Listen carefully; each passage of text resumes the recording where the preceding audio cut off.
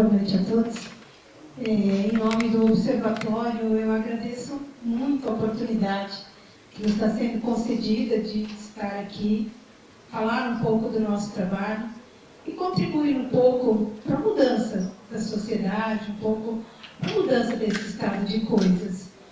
O Brasil tem passado por grandes reformas na questão política. Nós estamos vivendo um momento único no Brasil, que não se conhecia, com prisão de pessoas influentes. Hoje tem se ouvido falar muito mais de prisão de pessoas de grande influência, de grande poder econômico, do que outros tipos de prisão. Isso nos traz uma esperança de que é possível mudar. E nós sabemos, assim como foi dito, que a corrupção não é um privilégio de brasileiro, né? Ela se estende aí, e nem só de pessoas que estão no nosso continente, mas ela se espraia por todo o mundo, por diversas nações. Então é necessário que a gente faça alguma coisa. E é necessário o envolvimento da sociedade. O exemplo de Maringá mostra que com o envolvimento da sociedade é possível. Quando o observatório começou lá em Maringá, nós tínhamos um problema muito grave de corrupção. Nós tínhamos, nessa gestão, entre 97 e 2000, um esquema de corrupção, de desvio de verba pública, que era escandalosa. Um secretário de Fazenda, que ganhava em torno de 3 mil reais na época, ele tinha avião, fazenda, ele tinha carros de luxo, ele andava de Ferrari na cidade, coisas assim absurdas. E ele era um funcionário da prefeitura com um salário de 3 mil reais. Então vocês imaginem que não era nenhum esquema muito complexo. O último carro que ele comprou com um cheque da prefeitura.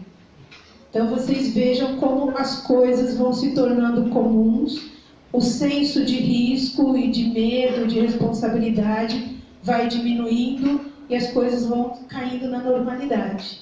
Quando houve a quebra desse esquema, a descoberta desse esquema, nós tínhamos à época uma perda de próximo de 100 milhões de reais. Hoje, atualizado esse valor, chega a quase 1 bilhão de reais. Para vocês terem uma ideia do que era o desvio. E nessa época houve a prisão do prefeito, houve a prisão do secretário de Fazenda, mas passado já 17 anos, pouco mais de 1 milhão retornou aos cofres públicos. Mesmo que o Estado, que a Justiça tenha atuado, mas é muito difícil voltar o recurso perdido. É muito difícil que o governo, a Justiça atue e consiga trazer o dinheiro de volta. E é o que inspira a atuação do Observatório, é que a sociedade consegue trabalhar de forma preventiva, evitando que o dano aconteça, evitando que o recurso saia dos cofres públicos. O Estado, a Justiça, só consegue trabalhar de forma repressiva, depois que aconteceu o dano. Então a sociedade se envolve e evita que aconteça. Essa é a ideia do Observatório. Alguém tem algum ponto para esclarecer? Bom, então, após essa descoberta em Maringá, de todo esse desvio, houve prisão, houve atuação da polícia, da justiça, e isso trouxe um incômodo, uma preocupação dos cidadãos em pensar em trabalhar de alguma forma que evitasse que novamente, em um outro momento, se descobrisse outras situações assim. Então, lá em janeiro de 2006, houve a criação do Observatório Social, que lá é formado por um grupo de pessoas voluntárias de qualquer formação. Não é necessário nem que a pessoa tenha uma formação acadêmica, né? Se tiver vontade de contribuir, é o que basta. Só que todos sem filiação político-partidária. Então, além dos voluntários, nós temos uma equipe de pessoas qualificadas que trabalham com salário, com vínculo de emprego e acompanhando as licitações, o que o governo local gasta, se o que está sendo pago está realmente prestado, né? Contrata um serviço. Esse serviço está sendo feito? Contrata uma obra. Essa obra está sendo executada? O dinheiro que foi pago é correspondente? Está sendo, né, feito aquilo que está sendo contratado? Então, é assim que o observatório... Quando o trabalho começou, estabeleceu-se objetivos para essa atuação, que são 2. O primeiro deles é orientar a sociedade sobre a importância de se pagar impostos. Que pagar imposto não é errado, não é ruim, e que todos nós devemos cumprir a nossa obrigação com o Estado, pagando os nossos impostos. Porque o Estado não gera recursos. O Estado não tem dinheiro. O Estado só pode ter bons serviços públicos a partir dos tributos que recolhe. Mas, de outro lado, nós não podemos só pagar. Nós somos consumidores de serviços públicos. Então, nós temos que fiscalizar. E a sociedade consegue atuar em tempo real, enquanto está acontecendo. Não depois, né? Perdeu 1 milhão, descobriu que desviou 1 milhão, aí já foi. A ideia é não deixar desviar, evitar que o desvio aconteça. Tudo bem? Bom, outro ponto que é muito importante, o observatório não tem a intenção de substituir o gestor, o prefeito. Ele foi eleito para governar. Se ele decidir fazer uma ponte, isso é uma decisão dele. Mas essa ponte tem que ser construída de forma transparente e com legalidade. O papel do observatório é fiscalizador. Não é de deliberar, de opinar quanto a isso não é bom, esse recurso não deveria ser aplicado. Nós elegemos governantes para governar. Mas o que ele for fazer tem que ser com transparência. Sabermos quanto custa, quanto tempo vai demorar para ser concluído, se o que está pagando realmente está sendo feito, né? E mesmo depois de 12 anos de trabalho do observatório, gente, nós ainda temos em Maringá situações escandalosas, vou dizer uma para vocês. Há 4 meses atrás, nós descobrimos que a prefeitura tinha pago para instalar 100 pontos de ônibus, coberturas de ônibus. Como era um grande número, nós oficiamos perguntando, nos diga qual o endereço desses pontos que a gente quer conhecer. Nos de 24 horas veio um ofício nos dizendo, houve um engano, só foram instalados 40, a empresa já está devolvendo o dinheiro. Então, vocês vejam, será que alguém paga assim, descuidei, não vi, era só 40, né? E se não tivesse havido esse acompanhamento? Vejam, gente, é uma coisa simples, pontos de ônibus, né? Então, é necessário que a gente acompanhe sempre. Nós temos alguns apoios importantes ao projeto. Justiça Federal, Ministério Público, as receitas. Hoje nós contamos com várias leis que asseguram a transparência e o direito à informação. Porém, se o cidadão não exercer esse direito, essas leis de nada valem. Maringá a gente consegue exercer. Existem muitas cidades do país que a gente visita e sequer eles conseguem que as licitações sejam publicadas. Então, não é o fato de existir a lei que nos assegura o direito. O direito nosso é assegurado com a nossa postura ativa de cidadão. A gente precisa exercer os direitos, a gente precisa criar a cultura de fazer com que a lei valha, né? Na América Latina, a gente tem essa ideia, é uma lei que não pegou, uma lei que não tornou prática. Lei é lei, gente. Lei tem que ser cumprida, não é? Mas é uma cultura que a gente tem. Tem uma lei, mas ninguém cumpre. Tem o semáforo, mas todo mundo passa no vermelho. Não pode estacionar, mas a gente estaciona, não é? E essa é uma cultura do latino-americano, transgredir a lei. Mas nós temos leis que garantem isso. Lo que dice es que las leyes están para ser cumplidas y nosotros, como ciudadanos, el hecho solo de que la ley exista no quiere decir de que se va a cumplir, que nosotros tenemos que involucrarnos y participar y hacer que las leyes se cumplan. Que en muchos lugares que visitó, las leyes están, no se cumplen, pero nadie tampoco se preocupa por involucrarse con eso, hacer un seguimiento y participar para que así esas leyes se lleven a cabo como deben ser. Então não basta ter a lei, é necessário que a gente faça ela valer. Bom, a filosofia do observatório se traduz assim: a gente paga imposto contente, satisfeito, mas fiscaliza o governo com austeridade, né? Com atenção, com cuidado, e exige as informações. Para que esse trabalho de fazer com que o cidadão se convença que pagar imposto não é ruim, mas que também fiscalize? Nós temos duas frentes de atuação, frentes de trabalho: de cidadania e educação fiscal e de acompanhamento dos gastos públicos. Vou passar a mostrar para vocês trabalhos práticos, atuação, como se faz. Trabalhos de educação fiscal.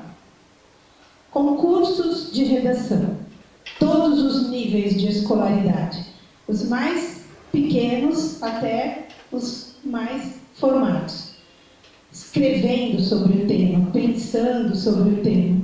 Depois há premiações desses concursos. Esse já é o 10º, que aconteceu em 2014. A premiação, muitas das vezes, acontece na Receita Federal, lá no auditório. Então, são apoios institucionais. Esse também, 3.000 redações em 2013. Crianças pensando no imposto, na corrupção, na importância de ser cidadão. O que seriam as redacções? Redacciones, trabajo acerca de involucrarse en los gastos públicos, digamos, se le damos un tema para que ellos investiguen y que los niños desde pequeños estén informados sobre ese tema. Es como monografía o trabajos de investigación en todos los niveles de trabajos de redacción. Las escuelas les permiten participar con la parte práctica de eso. As professoras passam por um treinamento com voluntários e passam a desenvolver o tema na sala de aula. Com autorização da direção da escola? Sim. O sindicato da escola apoia e aí permite que isso seja feito dentro da escola. Monografias, trabalhos de conclusão de curso de faculdades, de universidades. Também tem premiação. Aqui, o primeiro concurso de monografia, a premiação, né? A vendinha do fisco nas escolas. O que isso faz? São colocados produtos de consumo comum, do dia a dia, água, chocolate, leite, bebida. São feiras montadas em escolas, em eventos públicos, e lá se coloca quanto de imposto a gente paga nesse produto. Se ele custa R$10, se nós não pagássemos imposto, quanto ele custaria? Não para dizer que pagar imposto é ruim e se não tivesse imposto ia ser barato, mas para que a pessoa entenda que tem muito dinheiro sendo recolhido em tudo, que não é só o empresário, o comerciante que paga imposto. Todos nós pagamos a todo momento. É uma atuação de um grupo de voluntários. Eles fazem peças teatrais que são cômicas, engraçadas, que trabalham com o tema. Essa é uma peça que chama O Alto da Barca do Fisco. É mais ou menos a ideia do Alto da Compadecida. O trambiqueiro, o sonegador que morre e chega do outro lado da vida, como ele vai ser julgado. Se ele vai para o céu ou se ele vai para o inferno. Então aqui está o demônio, né, fazendo... Uma pessoa que evade impostos e quando muere é juzgado se vai ao cielo ou ao inferno por los pecados que cometió na terra. É bem engraçado. Eles fazem apresentação por todo o Brasil, já tem mais de 300 apresentações. É bem interessante. É uma forma, assim, cômica, né, de refletir sobre o tema. Aí tem a Nossa Senhora, que tenta salvar o sujeito para ele ir para o céu, e tem o diabo que fica acusando para levar ele para o inferno. Podemos invitar a venir acá? Podemos invitar a venir acá? Acredito que sim. O Alto da Compadecida, o filme, você já viu? Alto da Compadecida, filme Es otro filme brasileiro. É mais ou menos a história. É baseado nele. Bom, agora os trabalhos de fiscalização, né? Como nós atuamos na fiscalização? Bom, a gente atua acompanhando os editais, as documentações da licitação.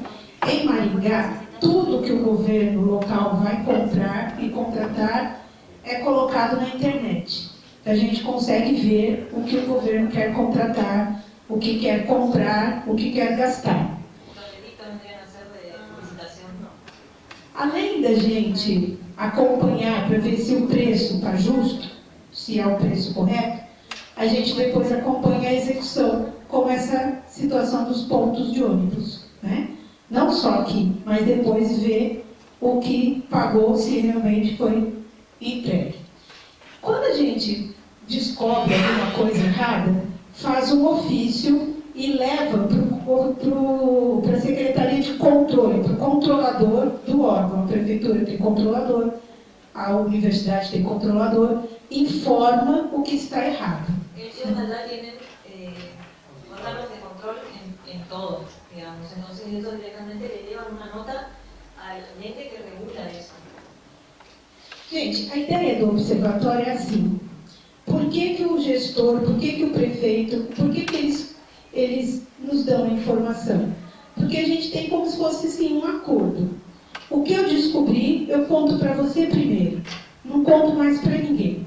Não levo para a imprensa, não denuncio, e você resolve. Só que se você não resolver, eu aviso as outras pessoas. Essa é a nossa... Eso le avisan al intendente para que él resuelva. Si él no resuelve, o sea, la idea es, ellos no se hacen cargo de eso. Ellos le avisan a la persona que debería hacerse cargo.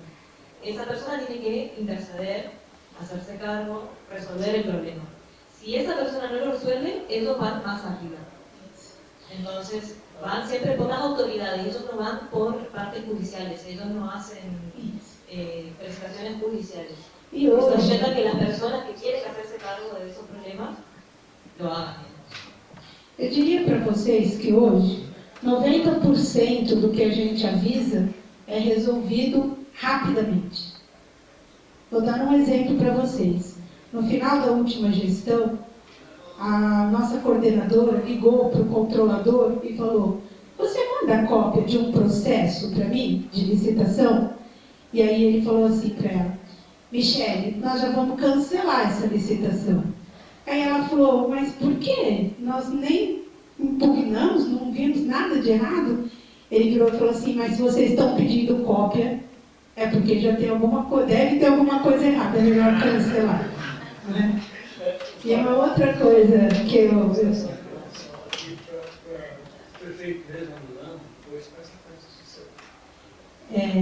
mas uma outra coisa que também eu acho bastante interessante, tem uma festa na cidade e estava tocando umas músicas lá, alguém da prefeitura estava colocando a música. E um voluntário nosso, que a pessoa não sabia que era voluntário, chegou e falou assim para a pessoa: viu, está todo mundo reclamando dessa música, ninguém está muito gostando, você não quer trocar essa música? E aí a pessoa falou assim para o nosso voluntário: a gente não pode mais trocar música. E ele falou: sabe por quê? Porque diz que a lista de música já mandou para o observatório. Então há uma sensação de risco, né? As pessoas têm medo de falar, puxa, me pegou. E isso é um ganho maior do que a economia, né? O Evandro está lembrando que a gente também, depois ao final, eu vou dizer de uma prestação de contas que a gente faz todo ano. Ou seja, a gente não leva o caso à imprensa, nem publicamente se for resolvido. Mas ao final do ano, aquilo que foi resolvido também, e o que não foi resolvido, é informado para a população. Tudo bem? Tá. Então, Prefeitura de Maringá. Gente, aspirinas, comprimidos para dor de cabeça. A Prefeitura queria, em fevereiro de 2005, comprar 3 milhões de comprimidos. Pagaria 0,009 centavos de real. Se comprasse os 3 milhões, pagaria 26 mil reais. Quando foram fazer o registro do preço lá nos documentos, alguém inverteu um zero. Se a prefeitura comprasse agora os 3 milhões, pagaria 262 mil reais pela mesma quantidade. Lá no dia 11 de maio, a prefeitura comprou 750 mil comprimidos. E ao invés de pagar 6.700, pagou 67.500. O observatório descobriu isso, avisou o prefeito e ele exigiu a devolução imediatamente. Então esse é o acordo. Eu aviso, mas você resolve. Passou-se aí, então, a acompanhar preços. Verificar se os preços que se pagavam eram preços de mercado, preços corretos. Olhem isso. Em 64 medicamentos que foram avaliados, a prefeitura de um ano para outro economizou 528 mil reais. Olhem as distorções. Esse anti-inflamatório que a prefeitura pagava R$ 3,58, passou a pagar 0,045 centavos. Esse antiepilético que se pagava R$ 12,60, passou-se a pagar 22 centavos. E esse diurético de 28 centavos, 0,004 centavos. Ajuste de preço de mercado. Olha essa escova de dentes, 92% menos, de R$ 4,30 para 31 centavos. O fornecedor cortava o preço sugerido pela indústria para entregar o produto em valor exorbitante. Olha esses pentes. R$ 4,75. No ano seguinte, pagou-se 20 centavos cada pente. Uniformes escolares, uma redução de quase R$ 1 milhão de um ano para outro. Melhorou a qualidade e diminuiu o preço. Esses livros didáticos foram comprados com dispensa de concorrência, dispensa de licitação, porque era um produto único, exclusivo. DVD, book. Tenía competencia, digamos, no, eran los únicos que hacían esos libros, no tuvieron nadie para competir con ellos. Contratación directa sería. Isso mesmo. 8 mil livros, quase R$500 milhão, nos chamou a atenção. Nós buscamos lá umas 15 capas diferentes para saber do que se tratava. Quando nós chegamos no observatório, tivemos uma surpresa. As capas eram diferentes. O conteúdo era igual. Propaganda de uma televisão de São Paulo. 8.000 libros, todos distintas tapas, pero el contenido era igual y era solo publicidad del contenido que tenía. No era nada útil para los chicos, para la escuela, para estudiar. Eu penso que era um material que ia ser jogado fora. E alguém falou, vamos por capa e vamos vender, né? E quando nós denunciamos, nós descobrimos que várias cidades do Brasil estavam sofrendo o mesmo problema. Olha, São Paulo, 7 mil livros estavam sendo comprados aqui também. Então era algo que se espalhava pelo Brasil, um golpe, né? Sacar dinheiro público. Esses livros foram embora de Maringá e o dinheiro permaneceu na cidade. Essa aqui é uma licitação para instalação de câmeras nas ruas. Segurança, né? A prefeitura queria comprar 80 postes de 12 metros instalado, já fixado no lugar. Pagaria R$ 6.542 por poste. Licitação feita, caiu para R$ 3.827 cada poste. Mas vejam que, num outro item da licitação, a prefeitura ainda ia pagar R$ 3.700 para instalar o poste que já estava comprando instalado. Aí, se eu somo isso com isso, dá quase 6 mil. Volta quase no preço cheio lá. O poste, sim, o poste é de 12 metros. Aí a gente vai ver o que foi instalado. Los postes tienen grabados los metros. Não precisa medir. Eu carinho.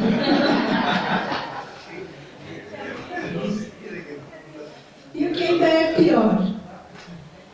Olha o preço de mercado de um poste de 8 metros, 365, e um de 12 custa 850. A prefeitura estava pagando R$ 6.000.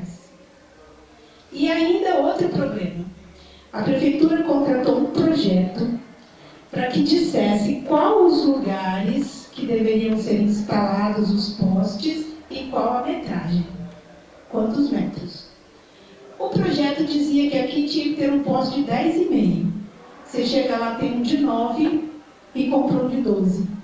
Então, o dinheiro do projeto também jogou fora. Né? Olha aqui. O edital comprou de 12. O projeto falava que tinha que ter um 10,5. Você chega lá, tem um de 8. 50 mil reais no projeto. Claro, pagó por el proyecto donde hicieron una investigación, dónde tenían que estar puestos los postes, cuántos metros tenían que medir. Y en Margarita estaban 12 metros, sí, el proyecto decía que eran de 10 y compraron de 8. Qual o resultado que nós obtivemos, né? O resultado alcançado. Era para comprar 80, comprou 33, deixou de comprar 47 e a prefeitura exigiu a devolução de 153 mil que pagou indevidamente. Eso pudo pasar con la intervención de ellos, del observatorio. Como ellos intervinieron, entonces se paró la compra de los demás postes y las cámaras. E aí nós continuamos nesse trabalho. E fomos ver um contrato de manutenção das câmeras. E aí descobrimos que haviam 40 câmeras instaladas, né? Mas a prefeitura já pagava manutenção de 73. Nem existiam as câmeras. 17 que sequer existiam, já eram pagas a manutenção. E aí nós denunciamos e a prefeitura exigiu 123 mil de devolução daquele que estava fazendo a manutenção. Usted nos señala que en cada oportunidad la prefectura exige la devolución de una XPTD. Ahora, la licitación implica la firma de un contrato. ¿Con qué procedimiento judicial o simplemente...? Ofício, conversa, contato, nessas fases. ¿Y en la fase penal no se hace la denuncia? Não. Se resolver, não. A prefeitura resolveu, para nós está bom. Se ela não resolvesse, a gente encaminharia. Agora veja, no final do ano, a gente apresenta isso para a população.